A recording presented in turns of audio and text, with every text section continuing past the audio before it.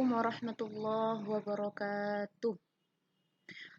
Alhamdulillahirabbil alamin. Assalatu wassalamu ala asyrafil anbiya'i wal mursalin sayyidina wa maulana Muhammadin wa ala alihi wa sahbihi ajma'in, amma ba'd. Anak-anakku yang kami banggakan, mari kita selalu bersyukur kepada Allah karena hari ini meskipun KPM daring ya, KPM dalam jaringan, kita masih bisa bertemu ya dalam pertemuan yang ketiga. Salawat serta salam tetap tercurahkan kepada junjungan kita Nabi besar Muhammad SAW, karena beliaulah kita hari ini masih bisa merasakan kenikmatan iman ya. Oleh karenanya Bu Silva pada pertemuan kali ini mau menjelaskan tentang evaluasi bab 1 kemarin ya, yang judulnya dengan ilmu pengetahuan hidup menjadi lebih mudah. Anak-anak, kenapa harus ada evaluasi? Mengingat banyak sekali nilai-nilai yang di bawah KKM, baik dari tugas 1, tugas 2, ataupun latihan ulangan. Padahal Bu Silva sudah menjelaskan dan tidak ada yang bertanya. Oleh karenanya Bu Silva menganggap kalian sudah paham, tapi nyatanya dibuktikan dengan nilai. Dibuktikan dengan nilainya banyak yang di bawah KKM. Nah, ini tanda tanya besar. Bu Silva yang salah memberikan materi atau kalian yang masih kurang paham tapi tidak mau bertanya. Tiap kali saya tulis ya di kegiatan pertemuan 1, pertemuan 2, jika tidak paham silakan bertanya. Tapi tidak ada yang bertanya. Ya. Oleh karenanya, mari kita sekarang mempelajari ya evaluasi tentang bab 1 masih tetap dengan Bu Silva. Masih banyak yang memanggil Bu Silvia. Ya. Nama saya Bu Silva. Dan evaluasi tugas 1. Di sini sudah disebutkan. Deskripsikan dalam bentuk paragraf. Kalian tahu ya paragraf itu bagaimana? Saya yakin Samen sudah di SD sudah mempelajari bahasa Indonesia, bentuk paragraf itu bagaimana. Dari 2 video yang sudah kalian dengarkan, menggunakan bahasa kalian sendiri. Anak-anak dari sini harus bisa dipahami. Lek enggak paham itu tanyakan, ojo menengai. Boleh berupa tanggapan, inti materi, motivasi diri setelah mendengarkan 2 video. Video yang saya kirim di WA dan juga di link YouTube yang sudah saya taruh di Google Classroom. Nah, ini masih banyak, Masya Allah. Dari ketiga pilihan ini, ya ini kan boleh berupa boleh A, boleh B, boleh C, atau boleh ketiganya. Tapi masih banyak sekali penulisan tugasnya itu menulis kembali, bahkan ceritanya Nabi Sulaiman ditulis lagi plek. Nah, itu apa maksudnya? Lek enggak paham itu tanya, oh nak, Bu saya enggak paham tanggapan itu apa sih? Artinya pelajari dari ketiga-tiganya. Apa tanggapan itu? Tanggapan adalah sambutan terhadap hal, peristiwa, masalah, boleh ucapan, pendapat, atau gagasan yang berupa kritik, komentar, atau yang lain. Ini namanya tanggapan. Andai kalian tidak paham, itu loh ndak ada yang tanya, tapi jawabanmu banyak yang salah. Ya, kemudian lagi, jika ndak paham dan malu bertanya, Samen sekarang kan sekolahnya daring. Media itu sangat banyak sekali, terutama boleh browsing, tidak ada larangan. Yang penting sumbernya jelas. Yang penting jawabannya sinkron dengan apa yang kita mau. Ya, gak oleh asal-asalan. Apa sih tanggapan itu? Browsing tanggapan adalah itu banyak sekali. Sekali lagi ndak boleh ngawur. Kemudian yang kedua, inti dan materi. Inti dari materi. Inti itu apa sih? Kesimpulan atau hasil atau ikhtisar dari materi yang sudah kalian dengarkan berdasarkan pikiran kalian. Jadi nggak oleh ditulis lagi kuabe ditulis mana. Terus ya apa Bu Silva ini kalau kalau menilai ya. Ini padahal paling mudahnya ya, tapi kalau kalian tidak paham dari arti tanggapan, inti dari materi, ya repot, dan tidak mau bertanya. Kemudian yang ketiga, motivasi diri. Motivasi itu kan suatu dorongan. ya, atau juga alasan yang menjadi dasar semangat seseorang untuk dapat melakukan sesuatu untuk mencapai tujuan tertentu. Jadi misal ya, setelah kalian mendengarkan cerita Nabi Sulaiman, setelah mendengarkan apa itu namanya, video yang saya kirim di WA, ya, berarti ilmu itu sangat penting. Ya, jadi ditulis dengan bahasamu sendiri.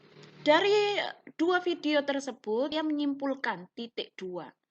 Ya, kemudian saya punya motivasi diri. Berarti mulai dari sekarang saya harus belajar dengan sungguh-sungguh, harus belajar dengan rajin. Ya, enggak boleh malas-malasan, enggak boleh ngegame terus, enggak boleh mengumpulkan tugas berlarut-larut. Nah, itu salah satu motivasi diri dan itu dikembangkan minimal satu paragraf ya, yang isinya satu paragraf itu ada 7 kalimat. Nah, anak-anak ini yang sering Bu Silva sampaikan juga, biasakan untuk membaca dan bertanya jika tidak memahami. Gak boleh malu. Malu itu ada tempatnya. Malu itu ada tempatnya. Ya lek sampean muda di tengah embong iku ya kudu malu. Ya. Karena apa? Al haya'u minal iman. Malu itu sebagian dari iman. Itu lek malu tidak pada tempatnya. Tapi kalau kalian malu bertanya dalam masalah pelajaran, itu keliru. Ya, nah ini pertemuan satu selalu saya kasih seperti ini. Ya, mungkin yang kelas 7D sama 7E ini sedikit ada perubahan. Karena Bu Silva evaluasi dari pertemuan pertama mesti kelas 7D dan E anak ya. Jadi ini sudah saya rubah sedikit. Ya, berdasarkan evaluasi pada pertemuan di kelas 7D dan 7E. Nah, ini sudah semuanya Bu Silva.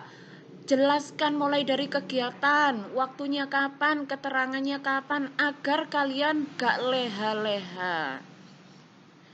Jika ketinggalan, nah seperti yang menulis ya, menulis pada pertemuan kedua itu ya, menulis ayat Al-Quran. Bu, saya tidak terbiasa menulis ayat Al-Quran. Boleh Bu Silva tidak saya kasih waktu tenggat. Ya, boleh besoknya. Namun tidak boleh berlarut-larut seminggu, tidak boleh. Perhatikan, kapanpun sampean mengumpulkan terlambat, nilai akan pengaruh. Ya, paling bagus tepat waktu yang ada di saya tulis ini. Ya, atau boleh besoknya. Jadi apapun tugas dari Bu Silva selain latihan soal, entah itu menulis atau menulis tanggapan, menulis ayat Al-Quran atau menulis tanggapan, itu boleh besok terakhir. Jadi 1 hari setelah saya memberikan tugas. Jadi waktunya 2 hari. Hari ini dan hari besok. Besok jam berapa? Sampai jam 9. Ya, oleh karenanya anak-anak tolong ini betul-betul difahami, betul-betul dimengerti. Jangan sampai tidak membiasakan untuk membaca.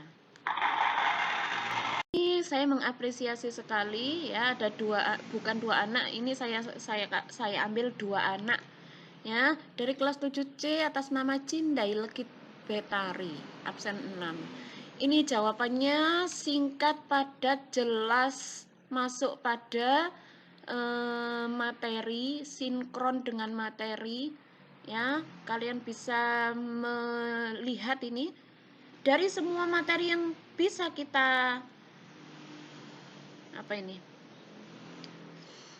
ambil ya, kita diajarkan satu, dari ilmu kita mendapatkan kemuliaan, juga kemudahan, dan jangan lupa jadikan Al-Quran dan hadis sebagai pedoman hidup. Kemudahan dan kesuksesan dapat dicapai oleh manusia melalui ilmu. Kemudian orang yang beriman akan dihormati dengan yang lain, yang artinya tingkatan orang yang beriman dan berilmu ya akan diangkat derajatnya oleh Allah. Kemudian yang ini saya kasih apresiasi dari kelas 7D Muhammad Farid, absen 17. Motivasi saya akan lebih giat dalam belajar dan semangat menjalani hidup.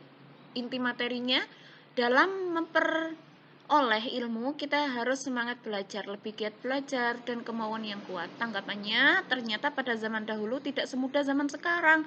Pada zaman dahulu transportasi masih menggunakan unta, kuda, tetapi sekarang sudah ada mobil, motor.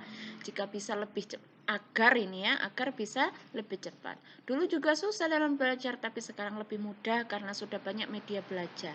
Setelah melihat video bab 6, ini bab 1 ini nak ya. Kalau di buku paket bab 6 itu sesuai dengan MGMP, bab 6-nya dijadikan bab 1. Saya akan lebih giat membaca Al-Qur'an. Kemudian intinya dengan ilmu semua menjadi mudah seperti kisah Nabi Sulaiman. Ini sudah jelas ya, ini sudah mencakup semuanya dan menggunakan bahasa sendiri. Itu yang sangat penting. Evaluasi tugas kedua, ini juga menulis ayat yang menjadikan dasar bab 1, yakni Ar-Rahman ayat 33 dan Al-Mujadalah ayat 11. Sekali lagi, sudah saya tulis di sini semuanya. Kalau tidak paham, tanyakan. Biasakan membaca. Dari awal hingga akhir, nanti sing nggak paham, tanyakan Bu Silva lewat grup WA. Ya, jangan chat pribadi.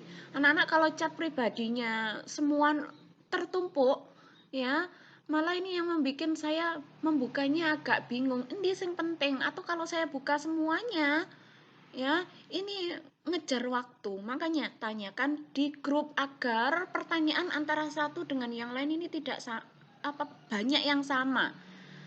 Ya nak ya, sekali lagi mohon pengertiannya, barang siapa yang memudahkan pasti akan dimudahkan oleh Allah. Salah satunya ini, tolong mudahkan, permudah pembelajaran ini. Lek tanya melalui WA saja agar temannya gak bolak-balik tanya lagi. Ya, kemudian ya, nah ini yang harus digarisbawahi ya. Kejujuran adalah perhiasan jiwa yang lebih bercahaya daripada berlian. Bu Silva sudah menemukan bibit-bibit anak yang suka berbohong. Ya, tugasnya temannya difoto, dikirim ke Google Classroom. Itu masuk nilai sikap spiritual. Anak-anak Bu Silva adalah guru PAI yang mana nantinya mengisi semua prestasi kalian di rapot tentang sikap spiritualnya. Ya, jadi tolong mulai hari ini, jangan sampai sifat-sifat yang zaman dahulu di SD, ya, itu ditimbulkan lagi, itu dipakai lagi. Nggak boleh, harus dibuang jauh-jauh. Ya, termasuk goroan. Nah, berbohong walaupun nantinya Bu Silva tidak tahu, ingat anak-anak, Allah melihat, malaikat mencatat setiap kali ada hal yang kebaikan atau keburukan sekecil apapun, malaikat pasti mencatat karena satu manusia ada dua malaikat yang menjaga, malaikat kanan dan malaikat kiri. Siapa itu? Rokib dan Atid. Jadi kebaikan sekecil apapun ya dicatat dan dikasih pahala sama Allah. Sebaliknya, ya, sebaliknya hal sekecil apapun keburukan, nah itu juga pasti akan dicatat oleh Allah, oleh malaikat, ya, atas perintah Allah, dan otomatis dosanya juga ada. Faham ya anak-anak? Harus jujur. Kemudian evaluasi latihan ulangan harian bab 1. Ini lagi, ya.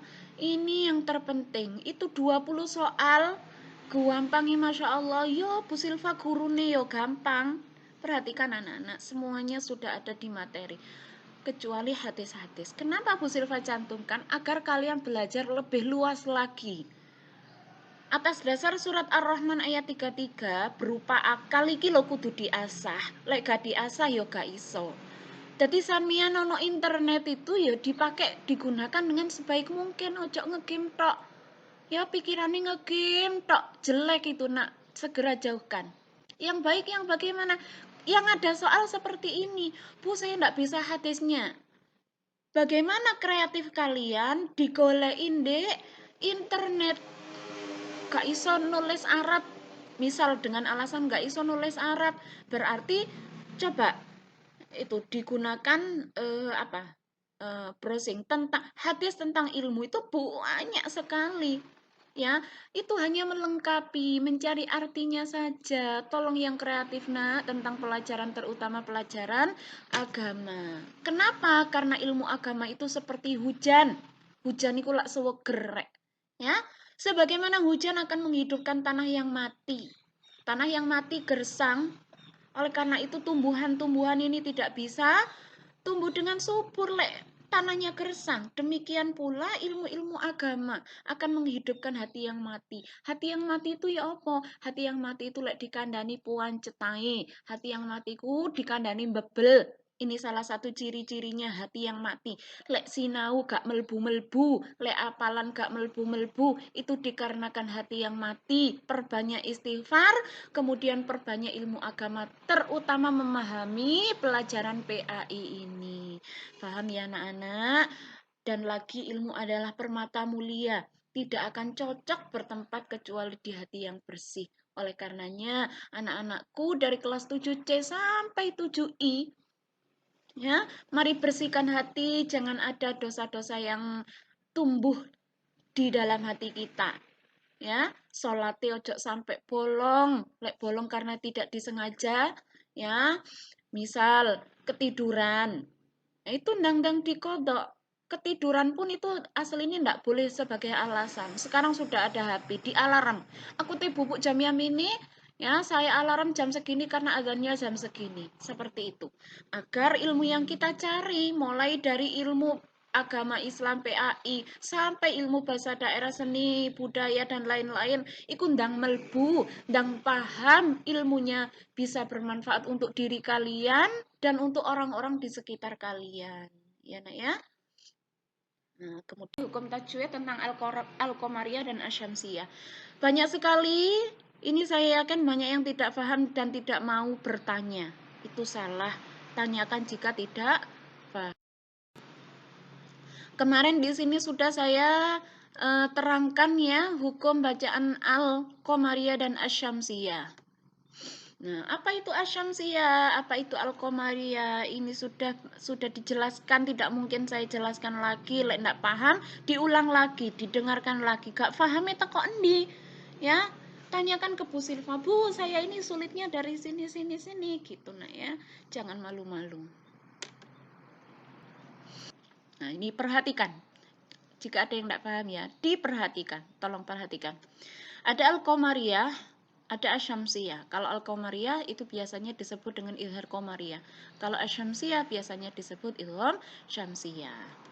Nah, ini yang terpenting. Fokus pada Al-Qamariyah dulu. Kamu kalau membaca surat-surat yang ada di dalam Al-Quran, otomatis menemukan huruf alif, kemudian lam, kemudian ada sukun, dan ada huruf hijaiyah. Itu kalau Al-Qamariyah huruf hijaiyahnya terdiri dari 14. Ya. Bu, saya enggak hafal. Wis enggak usah dihafalkan. Saya kasih tips agar mudah membedakan mana Al-Qamariyah dan Asyamsiyah. Iki loh, bunder cili ini jenenge sukun. Nah, itu kalau kalian sudah menemukan oh no alif lam, kemudian ada sukun, berarti itu Al-Qamariyah. Saya kasih contoh. Oh, belum ya, contohnya nanti ini Asyamsiyah dulu. Kalau ada alif lam, kemudian ada tasjid plus gandeng dengan huruf hijaiyah. Ini yang membedakan dengan Al-Qamariyah Al-Qamariyah tadi. Kalau Asyamsiyah tasjid, kalau Al-Qamariyah sukun. Contohnya saya ambil yang termudah saja. Ya. Lafaz Al-Qamariyatu. Ada alif lam ketemu dengan sukun, qafnya huruf hijaiyah. Iku jenenge Al-Qamariyah. Tapi kalau Asyamsiyah bagaimana? Sebentar, ini ada tanda panah biru. Sukun itu yang mana sih? Jika ada yang tidak paham. Ini kebangetan ya, kalau tidak paham sukun yang mana. Nah, sukun itu bundar cili itu loh nak. Itu namanya sukun. Sekarang fokus di Asyamsiyah. Saya kasih contoh namanya saja. Ya, Asyamsiyatu. Ini alif lamnya enggak ketok lek dibaca. Asyamsiyah enggak boleh, al-syamsiyah enggak boleh. Langsung ke huruf shin, alnya hilang. Kenapa? Karena idgham. Idgham itu artinya dimasukkan. Asyamsiyatu. Alif lam bertemu dengan tasjid. Wes, itu yang termudah. Tasjid itu yang mana sih? Tasjid iku lho, Rek. Ya. Paham ya, Nak ya? Masa sih belum paham? Kalau belum paham, ayo ke rumahnya Bu Sirfa tak jelaskan. Ya, harus tanya. Itu saja yang Bu Sirfa terangkan tentang evaluasi bab 1. Ya, semoga kita semua dimudahkan oleh Allah, kalian juga, Bu Sirfa juga dalam KBM daring ini. Ya, dalam melaksanakan tugas-tugas ini, baik tugas guru, tugas pelajar ataupun orang tua kalian, ya, semoga selalu dimudahkan juga dilancarkan dalam urusan rezeki, kesehatan dan lain-lain. Jangan lupa anak-anak selalu berdoa di setiap setelah sholat, sholatnya jangan sampai ditinggalkan. Ya, ndak boleh bolong karena sampean sudah umur 10 tahun ke atas yang mana dosanya ditanggung sendiri. Ya, kemudian lagi pesan-pesan yang Bu Silva sampaikan di atas, tolong jangan diindahkan ya. Sekarang mendengarkan engkoe wes lali jangan nak. Dicatat dicatat yang penting-penting dicatat. Ya nak ya. Walafu minkum. Terima kasih, semoga bermanfaat. Wassalamualaikum warahmatullahi wabarakatuh.